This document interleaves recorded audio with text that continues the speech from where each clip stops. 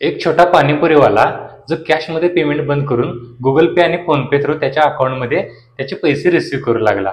हळूहळू त्याचे इन्कम वाढू लागले आणि जेव्हा 1 वर्षामध्ये त्यांनी पाणीपुरी विकून त्याच्या अकाउंटमध्ये 40 लाख पेक्षा जास्त अमाऊंट रिसिव्ह केली, यामुळे तो जीएसटी ऑफिसरच्या नजरेत आला. समजण्याची गोष्ट ही आहे की त्याला ही नोटीस का आली असेल, तर इंडियामध्ये तुम्ही कोणती पण वस्तू विकण्याचा व्यवसाय करताय आणि तुमचा टर्नओव्हर हा 40 लाखाच्या वरती जातो, तर त्या केसमध्ये जीएसटी रजिस्ट्रेशन घेणं मॅन्डेटरी आहे. पाणीपुरीवाला 40 लाख घेतल्यानंतर पण अनरजिस्टर्ड होता. त्याच्या बँक अकाउंटमध्ये लगातार पेमेंट हे येत होतं.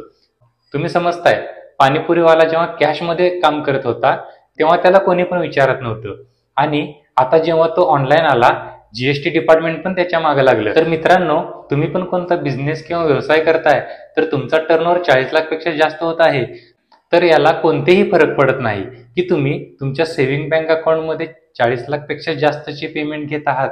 जर तुम्ही कोणत्या पण बँक अकाउंटमध्ये तुमचे पेमेंट रिसिव्ह करता आणि तो बँक अकाउंट तुमच्या पॅनला लिंक आहे, तर त्या केसमध्ये तुम्ही जीएसटी रजिस्ट्रेशन घेणे मॅन्डेटरी असतं. आजच तुमचा जीएसटी रजिस्ट्रेशनला अप्लाय करा आणि रजिस्ट्रेशनसाठी कोणत्या पण डाऊट रिलेटेड आम्हाला तुम्ही कमेंट करू शकता. धन्यवाद.